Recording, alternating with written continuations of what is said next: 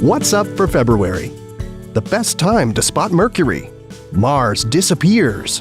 And what's going on with Betelgeuse? The first week or so of February is a good time to try and spot the planet Mercury. The innermost planet will be at its highest elevation above the horizon for the year for viewers in the Northern Hemisphere. Look very low in the west about half an hour after sunset. The best viewing is at the end of the first week around February 6th and 7th when the planet will be at its brightest.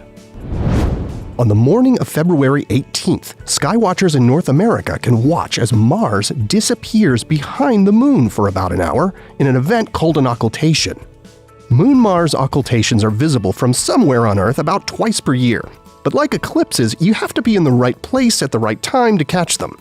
The pair have to be high enough in the sky to be easily seen, and if it's after sunrise where you are, you'll need a telescope. For viewers in the Eastern time zone, the occultation begins soon after local sunrise, but you may be able to see Mars disappearing behind the Moon with a telescope or good binoculars. And it's still worth looking just before dawn to see Mars extremely close to the crescent Moon. Observers in the Central time zone will be able to watch the beginning of the occultation in the pre-dawn sky, as Mars slips behind the Moon.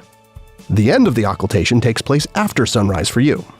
The Mountain time zone has the best viewing, as both the beginning and end of the occultation take place in your sky before dawn, although the pair will be close to the horizon at the start of the event. And in the Pacific time zone, you'll be able to see the end of the occultation as Mars pops back into view from behind the Moon's dark side. You'll just need a clear view low in the southeast sky to see it. Finally this month, there's been lots of interest lately in the left shoulder of Orion, specifically the bright red giant star known as Betelgeuse. In late 2019, Betelgeuse, which is normally one of the brightest stars in the sky, dimmed quite a bit. Since this massive star is known to be of the type that eventually ends its life in a supernova explosion, many folks have wondered if the recent dimming is a warning that Betelgeuse is about to blow. Well, astronomers say, don't hold your breath. Although it could explode tomorrow, astronomers think it's more likely to happen on a longer timeline, probably more like 100,000 years from now, and it's unlikely to signal its demise in advance. Fortunately, Betelgeuse is far enough away that when it does go supernova, we won't experience any negative effects from it like radiation, but it will be quite brilliant in the skies for weeks.